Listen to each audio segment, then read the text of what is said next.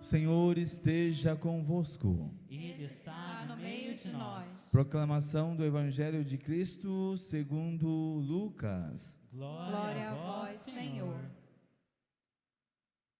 Quando se completaram os dias para a purificação da mãe e do filho, conforme a lei de Moisés, Maria e José levaram Jesus a Jerusalém, a fim de apresentá-lo ao Senhor, conforme está escrito na lei do Senhor: todo primogênito do sexo masculino deve ser consagrado ao Senhor. Foram também oferecer um par de rolas ou 2 pombinhos, conforme está ordenado na lei do Senhor. Em Jerusalém havia um homem chamado Simeão, que era justo e piedoso, e esperava a consolação do povo de Israel. O Espírito Santo estava com ele. Ele havia anunciado que não morreria antes de ver o Messias que vem do Senhor. Movido pelo Espírito Santo, Simeão veio ao templo. Quando os pais trouxeram o menino Jesus para cumprir o que a lei ordenava, Simeão tomou o menino nos braços e bendisse a Deus. Agora, Senhor, conforme a tua promessa, podes deixar teu servo partir em paz, porque meus olhos viram a tua salvação, que preparaste diante de todos os povos, luz para iluminar as nações e glória do teu povo Israel. O pai e a mãe de Jesus estavam admirados com o que diziam a respeito dele. Simeão os abençoou e disse a Maria, a mãe de Jesus: este menino vai ser causa de tanto de queda como de reerguimento para muitos em Israel. Ele será um sinal de contradição. Assim serão revelados os pensamentos mais dos corações. Quanto a ti, uma espada te traspassará a alma. Palavra da salvação. Glória a vós, Senhor. Eu esqueci de incensar o Evangelho. Vou fazer agora. Pode, Gabriel? Pode ou não pode? Pode.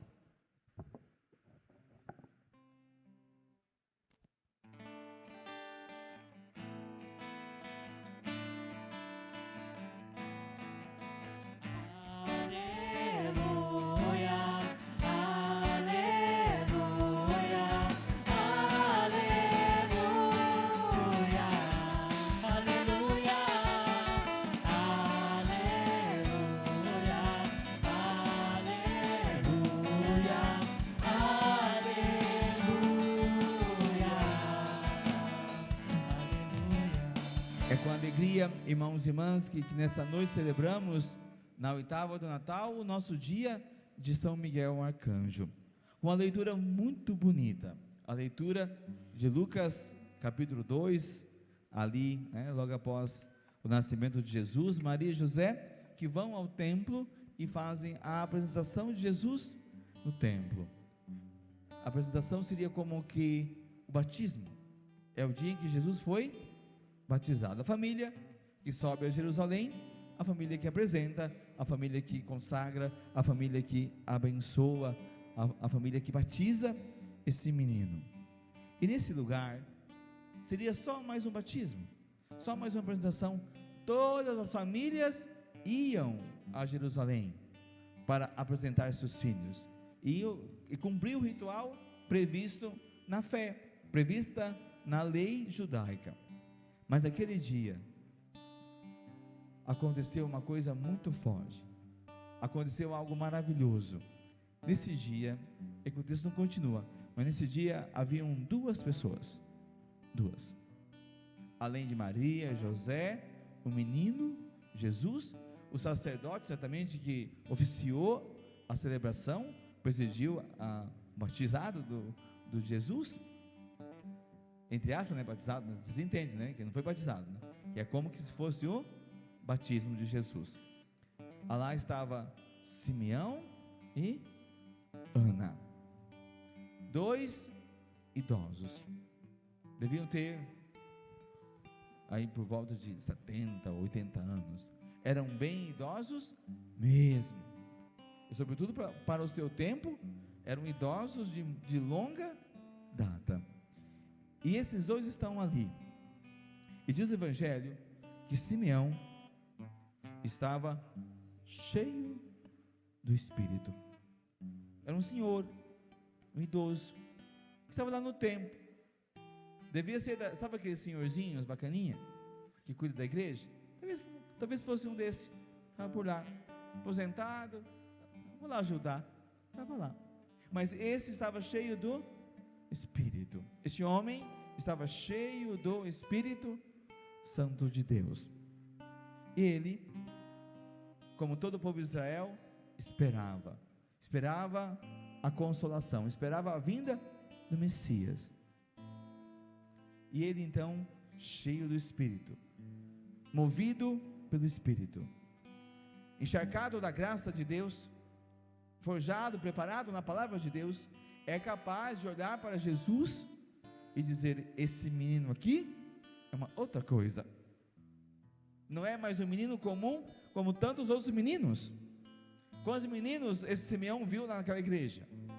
Mas um é o Senhor, e só pôde fazer isso porque estava cheio do Espírito Santo. Primeira lição nessa noite para nós: quer reconhecer o Senhor na sua vida? É preciso estar cheio do Espírito. Simeão só pôde fazer essa experiência porque estava cheio do Espírito. E diz o Evangelho que foi o Espírito Santo que o moveu para o lugar onde estava acontecendo entre aspas, o batismo de Jesus, a sua apresentação. E quando ele vê Jesus, ele toma Jesus nas mãos. O coração daquele homem se alegra, como o coração de Isabel se alegrou na presença de Jesus, como o coração de Maria também se alegrou na presença de Jesus e João Batista. Ele se alegra, e é como que o que acontece com Simeão é a sua consolação.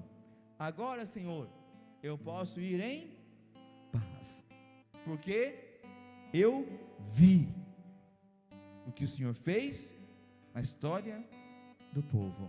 Só pode falar isso porque está impregnado da unção e da graça de Deus. Reconhece a presença de Deus em Jesus, reconhece o que Deus já tem feito na história dele e na história do povo. Meus olhos viram a salvação que o Senhor preparou para todos os povos, essa luz que veio iluminar Israel e todos os povos. E que beleza, irmãos e irmãs, que alegria nossa também partilhar da mesma experiência de Simeão. Ele que diz que essa luz que veio brilhar, iluminar todos os povos, nós conhecemos pelo batismo, nós conhecemos pelo Natal, e nós sabemos que Jesus é a nossa luz, Ele é a nossa vida. Sim, nós nessa noite proclamamos que Jesus é a nossa luz para brilhar, luz que é esperança. Luz é esperança, sim ou não? Sim. É tão esperança o que a gente diz de vez em quando por aí fora no ditado popular: tem uma luz no fim do túnel, porque a luz mostra caminho. Essa luz é esperança, essa luz é Jesus, é a nossa esperança, é o nosso caminho. Quero dizer uma coisa: Jesus é o teu caminho? Sim ou não? Tem certeza? Então Ele vai ser a sua esperança. 2023 vai começar. Quem vai ser a sua esperança? Amanhã e depois da manhã vai ser um inferno na televisão. Quem vai dizer que Jesus é a nossa esperança? Ninguém. Não, na TV não, né? Aqui a gente vai dizer, né? Ele é a esperança ou não? Graças a Deus, mas na TV não vai dizer não. Só na Canção Nova, na Rede Vida, na TV Aparecida, né? No canal do Pai Eterno, lá vão dizer. Mas na Rede Globo vai dizer. Você acha que a Rede Globo vai dizer que é esperança? Vai colocar uma vidente lá, vai colocar, e você vai assistir no domingo no Fantástico a vidente falando dos 2023. Aí você vai dar de ombro para ela, fala assim, ó, para vidente. Porque quem é a nossa luz? Quem é a nossa esperança? Jesus. Porque vai entrando, meu irmão, minha irmã, entra bem aí, a televisão, a internet, os prognósticos, as revelações, e a gente vai nessa. Ah, se soubéssemos o quanto tudo isso traz, é um malefício para a nossa vida, para a nossa alma. Mas nem em brincadeira a gente ficava atrás dessas coisas, viu? Corre. Você precisa saber o que a dona fulana de tal vai falar sobre 2023? Não, você precisa saber o que Jesus vai te falar para 2023. A conversão do seu coração. Ele é a nossa luz, Ele é a nossa esperança. Amém? Esse homem tão bondoso, esse homem tão forte, Simeão, que apresenta ao mundo, apresenta a nós essa noite a esperança que é Jesus. Ele também tem uma palavra muito dura para Maria, não tem? A palavra dele é terrível. Esse menino vai fazer muita confusão no mundo, porque vai convidar a conversão.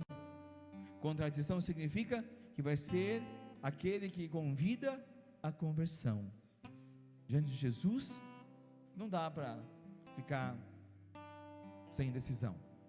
Ou seguimos ou não seguimos. Não fazemos de conta que seguimos Jesus. Não dá para fazer de conta que se segue Jesus. Não dá. Diante dele, ou estamos com ele ou não estamos. Ou cremos ou não cremos. Eu não posso ter meia fé. Eu tenho uma fé mais ou menos. A tua fé é mais ou menos?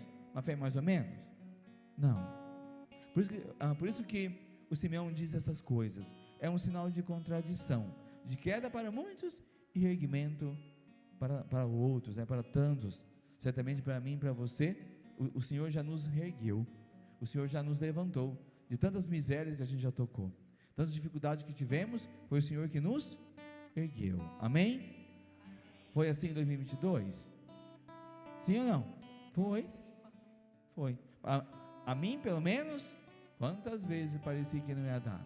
Quantas vezes parecia que não ia terminar, o negócio não ia dar certo? E deu, porque Jesus chegou, Deus levantou. A promessa que Ele faz é promessa verdadeira. A palavra do Senhor não é palavra mentirosa. A palavra do Senhor é palavra que salva, é palavra que se cumpre. Suas promessas são todas realizáveis em nossas vidas. Ele ergue, sim. Ele cura, sim. Ele restaura, sim. Amém? Amém. E para Maria, Ele diz: uma espada vai traspassar o seu coração, a sua alma. Vocês conseguem imaginar como Maria escutou isso? Sabe que Maria entendeu o que o Simeão falou para ela? Talvez sim, talvez não. Talvez tenha agitado o coração daquela mãe, preocupada com seu filho, preocupada com a sua vida. Mas Maria sabia quem era o Senhor. Maria sabia que mesmo que uma espada traspassasse a sua alma de dor, angústia, sofrimento, e ela experimentou isso, ela viveu isso, desde a concepção, desde do anúncio do anjo, já não era nada fácil, e mesmo que tudo isso pudesse acontecer, e aconteceu, ela sofreu, padeceu, mas Maria tinha uma certeza: Deus estava com ela. Ela havia dito sim: faça-se em mim segundo a sua palavra, a sua vontade. Convite nessa noite também, irmãos e irmãs, é para que a gente confie. Esse ano tivemos problemas? Tivemos ou não? Está sobrando. Se você não teve nenhum, eu tenho uma listinha, tá? Te passo alguns. Você quer me ajudar em alguns aí? Não, né? Ema, cada um com seus problemas. Tivemos problemas, dificuldades, tivemos provações, sofremos, o nosso coração se agitou. Essa espada que Maria recebeu na alma, quantos de nós também não a recebemos? Quantos de nós sofremos fortemente perdas, dificuldades?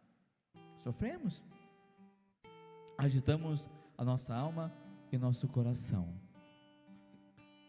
Quero rezar nessa noite, pedir ao Senhor que você tenha a mesma confiança, a mesma esperança de Maria. Ele está contigo. Deus está contigo. Jesus é a nossa luz, Jesus é a nossa esperança, e se as dificuldades vierem em nossa vida, e certamente virão,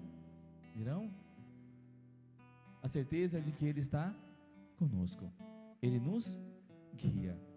O Senhor tem um jeito de lidar conosco. Deixa eu só contar uma historinha para vocês. Hoje eu estou com uma historinha aqui, peço licença para consultar aqui meu celular, aqui, para pegar isso aqui. Vou contar uma história que nos ajude a entender o que Deus vai fazer conosco no próximo ano. Como Ele que é a nossa esperança, Ele que é a nossa fé, Ele vai agir. E talvez você não vai entender como Deus vai agir, mas Ele vai agir. Talvez tenhamos dificuldade de entender a ação de Deus, o mover de Deus em nossas vidas. Só escuta essa história. Você que também está em casa, para de jantar, só para escutar a historinha. Certa vez, depois de trabalhar muito tempo durante o ano todo, um homem temente a Deus, enfim, tirou um mês de férias. Um mês. Que sonho, né? Um mês de férias. Um mês. Então, ele decidiu que pegaria um avião e viajaria para um continente bem distante. Durante a viagem, quando o avião sobrevoava o Oceano Índico, o pior aconteceu. Um dos motores da aeronave teve uma pane e o piloto foi obrigado a fazer um pouso forçado em alto mar. Quase todas as pessoas daquele voo morreram, mas o homem conseguiu se agarrar a um objeto que permitiu que ele não se afogasse. Ele ficou boiando por dias, até que avistou uma ilha deserta. Feliz com aquele milagre, pois era cristão, o homem nadou até a praia, e mesmo cansado, com fome e com sede, agradeceu a Deus por aquele livramento da morte. O avião caiu, mas ele não morreu, e chegou numa ilha deserta. Na ilha, ele então se alimentou de peixes, frutas e ervas. Mais forte, ele derrubou alguns coqueiros e, com muito esforço, fez uma cabana. Construiu um abrigo, uma cabana. Estava na ilha deserta e construiu uma cabana. A cabana não era uma casa, mas servia muito bem para protegê-lo do frio da noite e das chuvas que caíam naquela região. Mais uma vez, aquele náufrago se sentiu grato pela misericórdia de Deus com a sua vida, e naquela noite preparou um jantar de ação de graças ao Senhor. A partir daquele momento, ele estaria protegido, inclusive de animais selvagens que poderiam viver naquela ilha. Certo dia, este homem foi ao mar para pescar suas próximas refeições, e o resultado não poderia ser melhor. Pescou muito. O almoço e o jantar daquele dia estavam garantidos. Mais uma vez ele dobrou o joelho e agradeceu a Deus. Porém, ao voltar para sua cabana, ele ficou profundamente decepcionado ao ver que a sua cabana havia sido destruída por um incêndio inexplicável. A cabana foi totalmente queimada e a fumaça do incêndio podia ser vista de muito longe. Muito triste, ele se sentou na areia daquela praia e chorando, começou a falar: Deus, como que o Senhor pôde fazer isso comigo? O Senhor sabe como foi difícil construir essa cabana e como ela era importante para me abrigar. Mesmo assim, o Senhor deixou que ela se queimasse. O Senhor não tem compaixão de mim? Mal tinha acabado de se lamentar, aquele homem sentiu uma mão tocar no seu ombro, e uma voz que disse: Vamos, Senhor.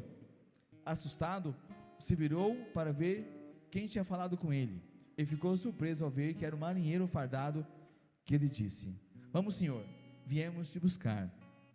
Mas o homem respondeu: Mas como isso aconteceu? Como souberam que eu estava aqui nessa ilha deserta, perdido aqui? O marinheiro então respondeu: Olha, a nossa tripulação viu os sinais da fumaça que o Senhor fez pedindo socorro.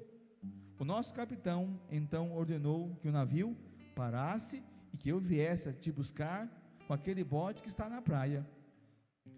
Aquele homem, que há pouco tempo estava desiludido, achando que Deus não se importava com ele, foi levado ao navio de volta para casa, emocionado com tudo que aconteceu.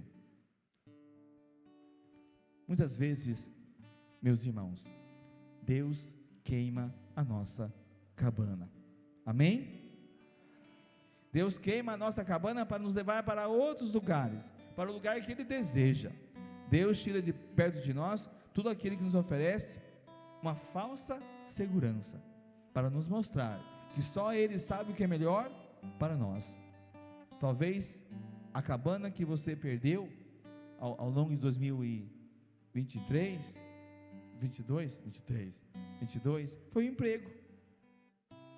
A cabana que você pode ter sido queimada da sua vida foi o teu namorado, o teu noivo. A cabana que você perdeu nesses dias, nesse tempo, foi a vida de alguém muito importante na nossa vida. Não importa. Este é o momento para você refletir e agradecer, mesmo que ainda você não tenha todas as respostas, pois Deus sabe o que Ele faz. Então, peça ao Senhor que cumpra sempre a vontade dEle na sua vida, pois a vontade de Deus, como diz São Paulo aos Romanos 12:2, a vontade de Deus é sempre boa, perfeita e agradável. Amém? Vamos cantar?